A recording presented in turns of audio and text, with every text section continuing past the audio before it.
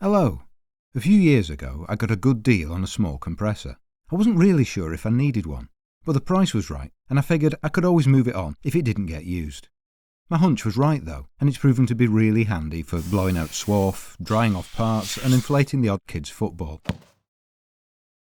But it was really noisy, and I was conscious of disturbing the neighbours every time I fired it up.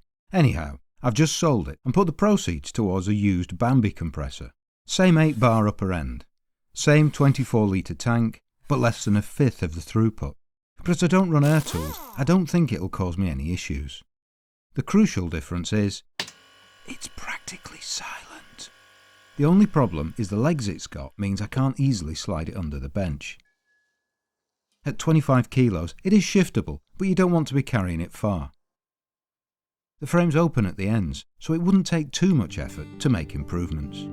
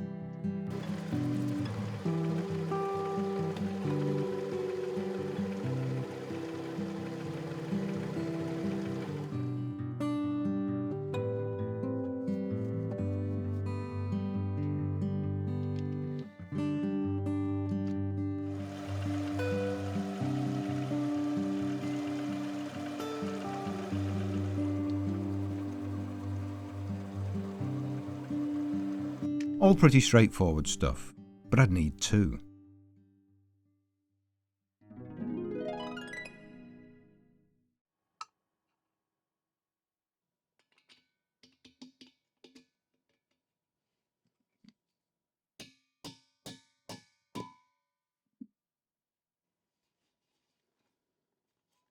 They're not suitable for everything, but nutserts are growing on me for certain jobs.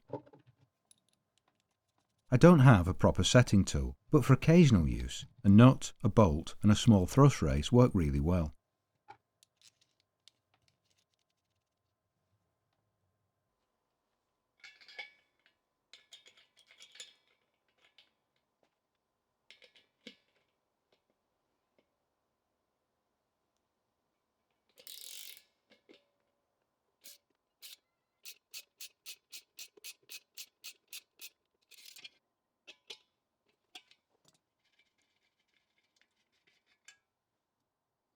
Now I could fit the little castors that I bought for the job. There was just a small issue that there's only 2mm of clearance at the top of the caster. A 50p car boot sale spanner, slimmed down with a carbide end mill, came to the rescue.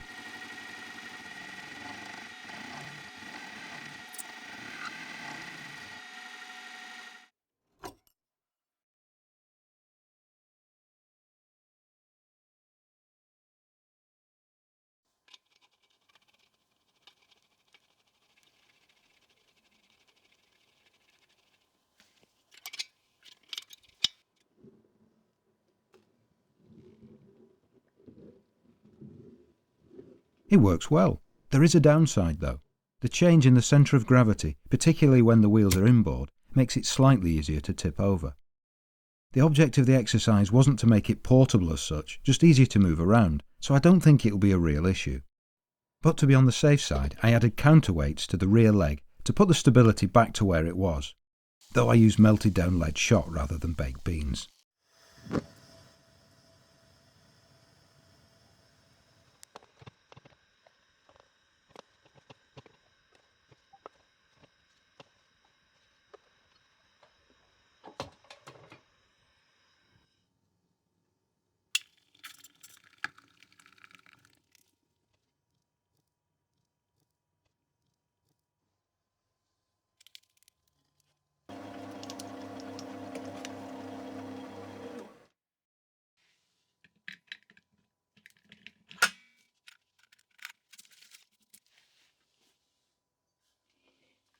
Anyhow, I'll call this one done.